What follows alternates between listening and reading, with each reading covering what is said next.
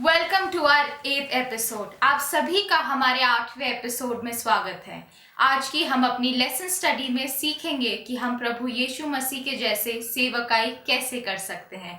हमारे पैनल में हमें दोबारा ज्वाइन करा है doctor B D Singh, pastor Lal and pastor William Bhatti ने। दर्शकों, आज हम अपनी चर्चा में जाने से पहले हम अपने याद वचन को पढ़ेंगे जो आता है मत्ती 9वां अध्याय और उसकी 36वीं आयत।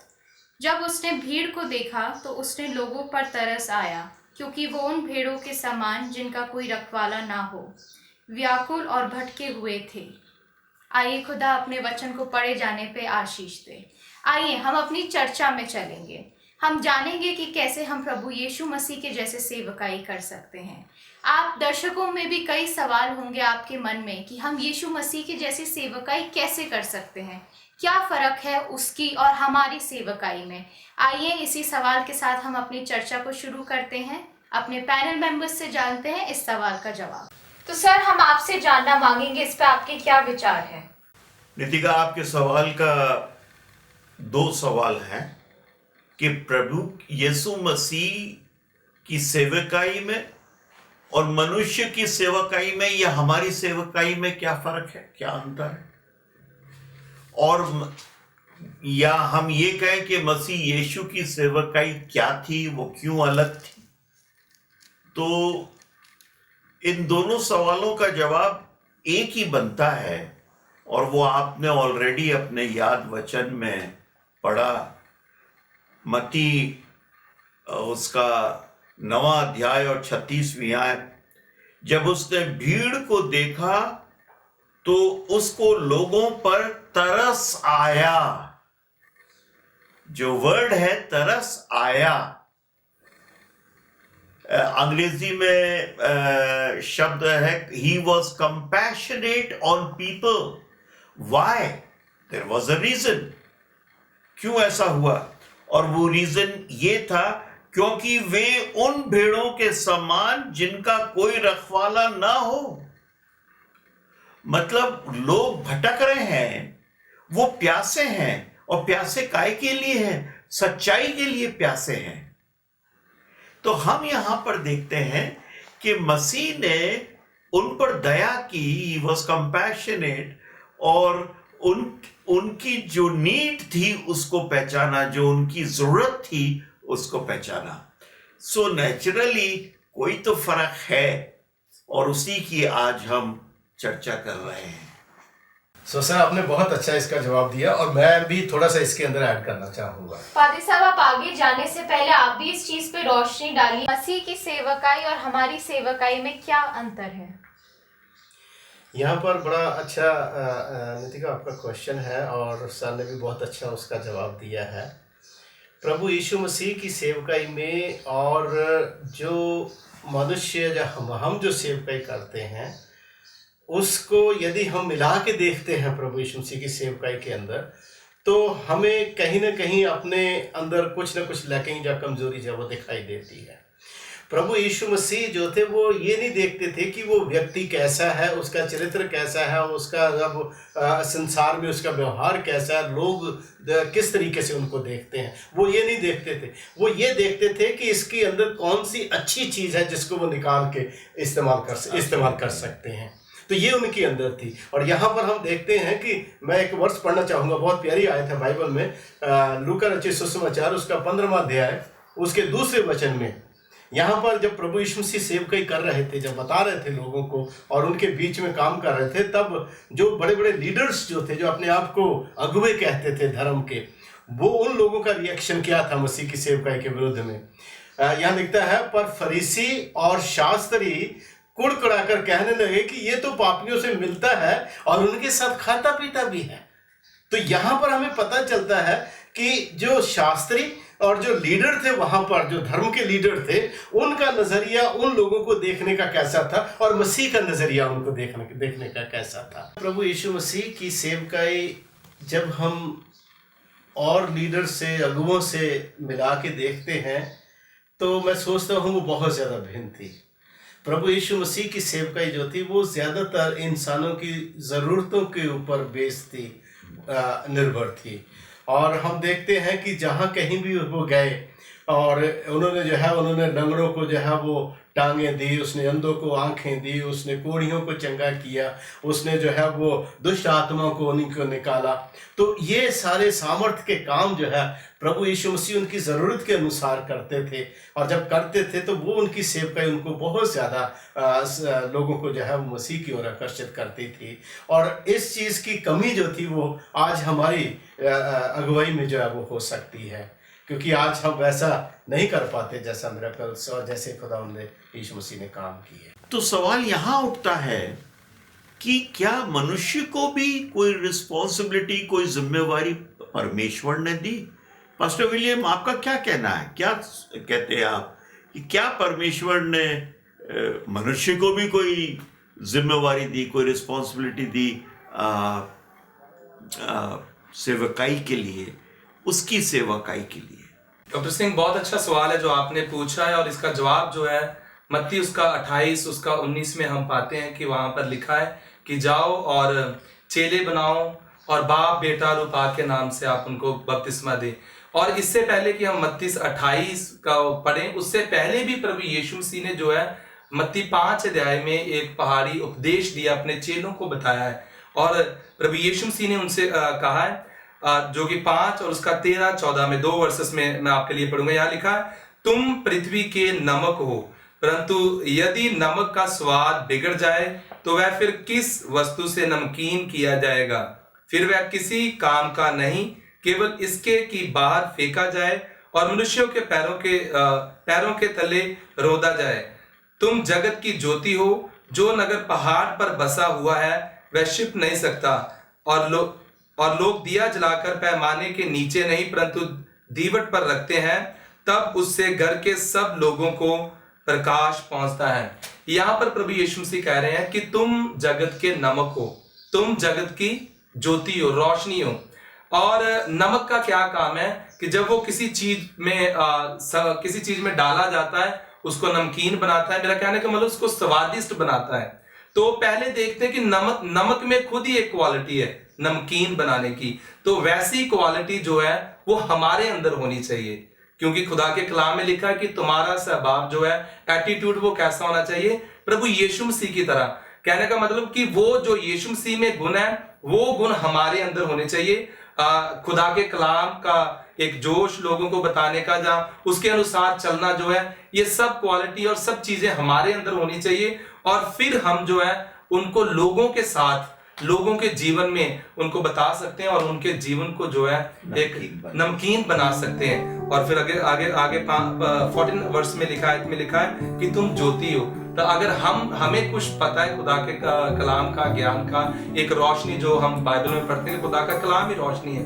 अगर ये रोशनी हमारे अंदर है तो हम फिर ये रोशनी दूसरों तक ले जा सकते हैं। तो ये मैं समझता हूँ कि पादरी जो है उनकी एक और भी बहुत बड़ी जिम्मेवारी है, रिस्पॉन्सिबिलिटी है। आप बने रहिए, हम आपके पास वापस आते हैं अगले सेगमेंट में एक छोटे से ब्रेक के बाद।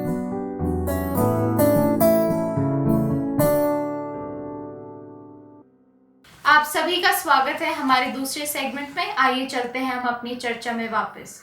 आप सभी पैनल मेंबर्स का दोबारा स्वागत है हमारे दूसरे सेगमेंट में। आइए हम अपनी चर्चा को आगे जारी रखते हैं। डॉक्टर सिंह, मेरा सवाल आपसे है दूसरा। हम लोग पढ़ते हैं चारों किताबों में कि प्रभु यीशु मसीह की सिर्फ चंगाई का जिक्र है। मैंने जितनी बार भी पढ़ा, तो ऐसा क्यों है कि सिर्फ उसकी चंगाई पे ही ज्यादा जोर दिया गया है? नितिका, ये बात नहीं कि प्रभु ने सिर्फ चंगाई करी। हमें इस दृष्टि से देखना पड़ेगा कि प्रभु यीशु मसीह इस दुनिया में आए क्यों, उनका पर्पस क्या था। आप किसी भी मसीह से ये पूछिए कि प्रभु यीशु मसीह इस दुनिया में आए क्यों, वो ये जवाब देगा, हमारे लिए मरने के लिए आए, हमारे लिए जान देने के लिए आए ताकि हम बच सके। नहीं, उसके अलावा भी पर्पस था जो हम देखते नहीं हैं। और पर्पस ये था, प्रभु यीशु मसीह आसमान की बादशाहत को, स्वर्ग के राज को इंट्रोड्यूस करने के लिए इस दुनिया में आए थे। वो अपने पिता का कैरेक्टर इस दुनिया को बताने के लिए आए थे। There were several purposes जो उनको फुलफिल करने थे। आसमान में बैठा बैठा खुदा ये कहता मैं मोहब्बत का खुदा हूँ, मैं मोहब्बत का खुदा हूँ। हमने तो कभी उसको देखा नहीं, तो हम कैसे जाने वो मोहब्बत का खुदा है। लेकिन प्रभु यीशु मसीह को मैंने देखा, प्रभु यीशु मसीह ने ये कहा कि मैं जिसने मुझको देखा उसने मेरे बाप को देखा, और उसने मोहब्बत से वो पेश आया। तो हम देखते हैं कि उसने अपने पिता का चरित्र हमारे सामने रखा। तो ये पहला पर्पस था उसका आने का, कि वो पिता के चरित्र को रिवील कर सके हमारे सामने, एक। नंबर 2, स्वर्ग के राज को इंट्रोड्यूस कर सके कि स्वर्ग का राज कैसा है। उसने अपना एक नहीं कई दृष्टांत दिए, स्वर्ग का राज ऐसा है, स्वर्ग का राज ऐसा है। हर दृष्टांत के अंदर उसने स्वर्ग के राज के बारे में बताया। तो वो उसका पर्पस था। उसके बाद उसका क्या पर्पस था? उसका पर्पस, अगर आए लोग बीमारी तो उनको भेज थोड़ी ना देता कि जाओ, मैं वो कर सकता था। इसलिए उसने चंगाई दी, लोगों को चंगाई दी। मैं यहां पर पढ़ना मांगूंगा आपके सामने मत्ती उसका 4 बाब और 23वीं आयत। यीशु सारे गलील में फिरता हुआ उनके आराधनालयों में उपदेश करता और राज्य का सुसमाचार प्रचार करता था। ये उसका पर्पस था आने का। फिर हम देखते हैं, वो कहता है, और लोगों की हर प्रकार की बीमारी और दुर्बलता दूर करता रहता, और सारे सीरिया देश में उसका यश फैल गया, और लोग सब बीमारों को, जो नाना प्रकार की बीमारियों और दुखों से जकड़े हुए थे, और जिन में दुष्ट आत्माएं थी और मिंगी वालों और लकवे के रोगी थे, उन सबको उसके पास लेकर आए और उसने उनको चंगा किया। तो यहां पर देखते हैं, चंगाई was part of his ministry. It was not the only part as you said. वो सिर्फ वही हिस्सा नहीं था, but it was also the part of his ministry. हम देखते हैं प्रभु ने चंगाई क्यों, हम देखते हैं कि वो काना में जब था और दाख रस खत्म हो गया, तो उसने, वो शादी का माहौल था, तो वहां खड़े होकर प्रीच थोड़ी ना करता या चंगाई थोड़ी ना करता। शादी का माहौल था, दाख रस खत्म हो गया, तो वहां दाख रस बना दिया उसने। वो नीड बेस्ड था, उसकी सारी मिनिस्ट्री नीड बेस्ड थी। मरियम मगदलिनी उसके पास आई। मरियम मगदलिनी को क्या कहता, वो पीचिंग करता नहीं। उसने कहा, जा तेरे गुनाह माफ हुए, आगे गुनाह मत करना, आगे पाप मत करना। जकई के घर में वो गया, तो जकई में कोई चंगाई थोड़ी ना करी। जकई घर में जकई को उसने कन्वर्ट कर दिया, उसका दिल पलट दिया उसने। तो प्रभु ने हमेशा, जकई बहुत बदनाम आदमी था, वो बहुत ज्यादा टैक्स लेता था लोगों से, वो ज्यू था, और वो ज्यू से ही अपने भाइयों से बहुत ज्यादा टैक्स लेता था। तो लोग उससे खुश नहीं थे। लेकिन जब मसीह उसके घर में गया, तो एंड में लिखा है कि आज इस घर के अंदर नजात आई। Salvation has come to this house today. That's what Jesus told him. तो ये जानना जरूरी है, और ये हमारे दिमाग से हमें निकाल देना चाहिए कि मसीह ने सिर्फ चंगाई करी और कुछ नहीं किया। मसीह ने जिस तरीके की बोट के अंदर था, तूफान आया, खड़े होकर उसने तूफान को डांटा और उसने थाम दिया, तो उस समय जरूरत ये थी।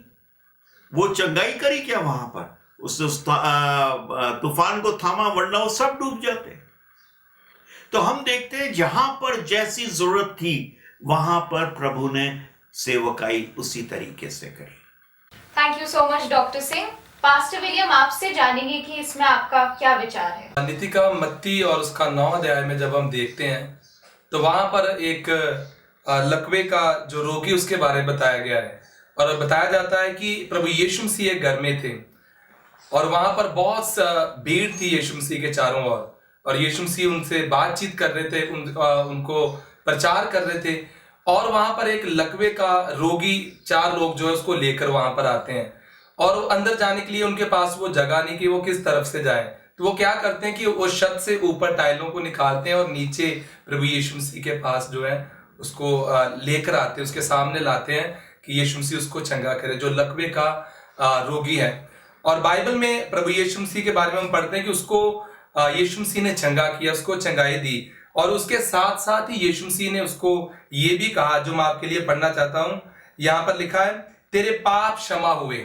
प्रभु यीशु मसीह ने सिर्फ उसको वहां पर चंगा ही नहीं किया, बल्कि उसके पापों के बारे में बोला कि तेरे पाप जो है वो क्षमा हुए हैं। और उस समय जो फकीर फरीसी थे वहां पर, उन्होंने यीशु मसीह से ये बात की और वो बातें बनाने लगे और कहने लगे कि ये कौन हो सकता है जो पाप क्षमा करने के बारे में कह रहा है कि तेरे पाप माफ हो गए। ये ब्लेस्फेमी जो है वो कर रहा है। और उन्होंने बातचीत की, लेकिन यीशु मसीह ने उनको जवाब दिया कि खुदा के पुत्र प्रभु यीशु मसीह को इस धरती पे पाप क्षमा करने का भी उसके पास जो है अधिकार है। तो इससे हमें पता चलता है कि ना ही यीशु मसीह ने चंगाई दी है, बल्कि उसके साथ साथ उसने लोगों के पापों को भी क्षमा किया।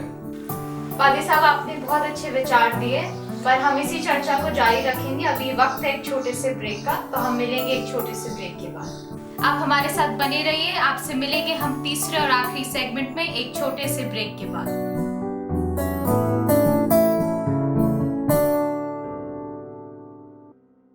दर्शकों, आपका दोबारा स्वागत है हमारे आखिरी सेगमेंट में। आइए हम अपनी चर्चा में दोबारा चलते हैं। जैसे अब हम अपने लेसन में आगे बढ़ते हैं, डॉक्टर सिंह, मेरा सवाल आपसे है कि चंगाई और प्रचार दोनों क्या साथ साथ चलते हैं?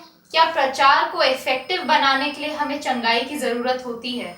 नितिका, आजकल बहुत से क्रिश्चियन बाबा आ गए हैं, और मैं उनका नाम तो लूंगा नहीं, लेकिन हर जगह वो पाए जाते हैं और हम देखते हैं कि वो प्रचार तो कम और चंगाई ज़्यादा करते हैं। उनके पास लोग आते हैं, थरथराते हुए आते हैं, और वो हाथ आगे कर देते हैं और वो छुपकली की तरह पटाख से गिर जाते हैं ज़मीन के ऊपर, और वो कहते हैं चंगे हो गए, या किसी और तरीके का वो करिश्मा करते हैं। बाइबल में साफ लिखा है कि आखिरी ज़माने के अंदर झूठे मसीह आएंगे और झूठे भविष्यवक्ता आएंगे और झूठे चंगाई करने वाले आएंगे।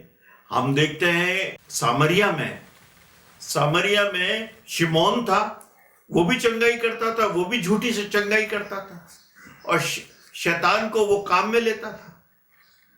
तो ये तो होगा आखिरी के दिनों में, और वो चंगाई सच्ची है या झूठी ये मुझे मालूम नहीं, लेकिन ऐसे बहुत से आ गए हैं नाम कमाने के लिए, पैसा कमाने के लिए, जो चंगाई करते हैं और प्रचार कम और चंगाई ज्यादा करते हैं।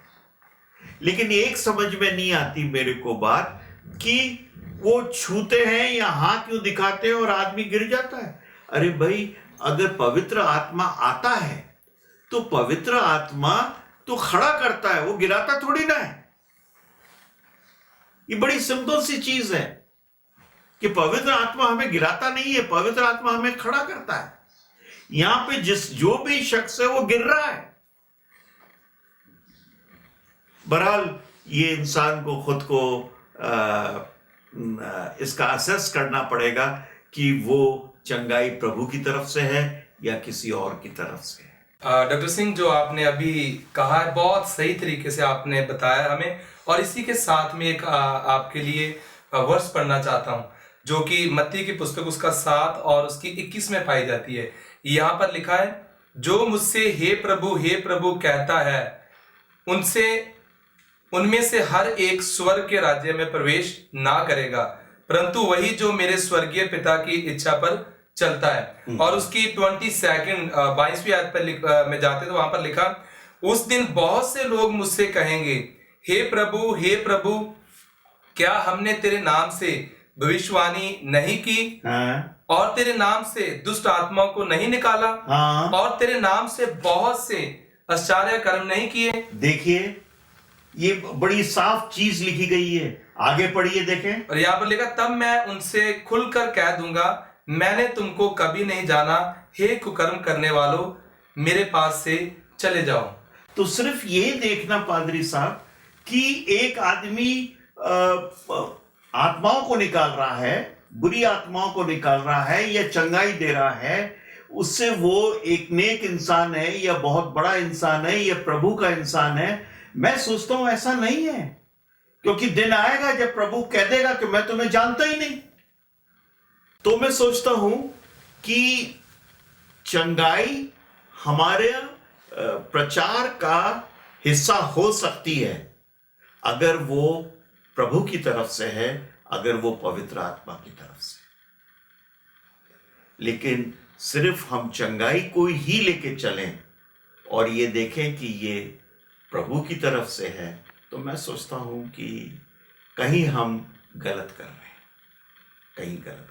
बड़ा अच्छा डिस्कशन हमारा चल रहा है इस चीज़ के ऊपर कि किस तरीके से मिनिस्ट्री जो है वो आज दुनिया में हो रही है। प्रभु यीशु मसीह की मिनिस्ट्री को जब हम आज के समय से हम कंपेयर करते हैं तो हमें पता चलता है कि आज जिस तरीके से प्रभु ने चंगाई की मिनिस्ट्री करी, लोगों की ज़रूरतों को उन्होंने समझा, उस तरीके से आज भी जो है वो ये कार्य चल रहा है। पर पवित्र शास्त्र ये भी लिखता है, कहता है कि संसार में बहुत सारे ऐसे लोग भी हैं जो झूठे उपदेशक हैं और उनका प्रचार करने का साधन उनका वही है, माध्यम उनका वही है। पवित्र शास्त्र हर तरीके से वो करते हैं, लेकिन कई बार उनकी चंगाई जो है वो ईश्वर की तरफ से या किसी और की तरफ से ये नहीं हम कह सकते। तो प्रभु उन्हीं के लिए लिखता है वचन में, दर्शकों के लिए मैं बोलना चाहूँगा, प्रभु उन्हीं के लिए लिखता है, कहता है कि जब वो लोग उनसे कहेंगे प्रभु से, हे प्रभु हमने तेरे साथ बाजारों में खाया पिया, हमने तेरे नाम से प्रचार किया, हमने तेरे नाम से बहुत सारे मिराकल और आश्चर्य कर्म किए, और प्रभु यीशु मसीह उनको कहेगा मैं तुमको नहीं जानता हूँ। क्योंकि वचन में लिखता है कि प्रभु यीशु मसीह ने स्वयं कहा, उसने मत्ती 7:20 आयत में उसने कहा कि तुम उनके फलों से उन्हें पहचान लोगे। तो परमेश्वर का वचन और परमेश्वर की आज्ञाएं, परमेश्वर के सिद्धांत, यदि वो प्रिंसिपल उनकी जिंदगी में नहीं है तो उससे हम ये जान सकते हैं कि वो लोग जो है वो परमेश्वर के अनुसार और उसके वचन के अनुसार नहीं है। पादरी साहब, आपने बहुत अच्छा समझाया कि हमें कैसे यीशु मसीह के जैसे गुण अपने जीवन में लाने की ज़रूरत है। मैं अपने सारे पैनल मेंबर का, आप तीनों का धन्यवाद दूंगी कि आपने हमारी इस चर्चा में इतना अच्छा कंट्रीब्यूट करा, हमें बताया कि हम एक मसीह के जैसे सेवकाई कैसे कर सकते हैं। तो दर्शकों, जैसा कि आज हमने सीखा कि हम यीशु मसीह के जैसी सेवकाई कैसे कर सकते हैं, हमारे कितने सवालों के हमें जवाब मिले कि कैसे हम उसके जैसे गुण अपने जीवन में अपना सकते हैं, उसकी जैसी क्वालिटीज और उसके जैसे तरीकों का इस्तेमाल कर सकते हैं कि हम ज़्यादा से ज़्यादा लोगों तक पहुँचे। आइए हम दुआ करें कि हमारे जीवन में भी उन्हीं फल मिले, कि हमारी जो रोशनी है वो ज़्यादा से ज़्यादा लोगों तक पहुँच सके, उन भेड़ों तक पहुँच सके जो गुमराह हैं, जिन्हें नहीं पता कि खुदा कौन है। हम आपसे आप विदा लेते हैं और आपसे मिलेंगे नेक्स्ट एपिसोड में, तो आप कहीं मत जाइएगा, आप हमारे साथ जुड़े रहिए अगले एपिसोड।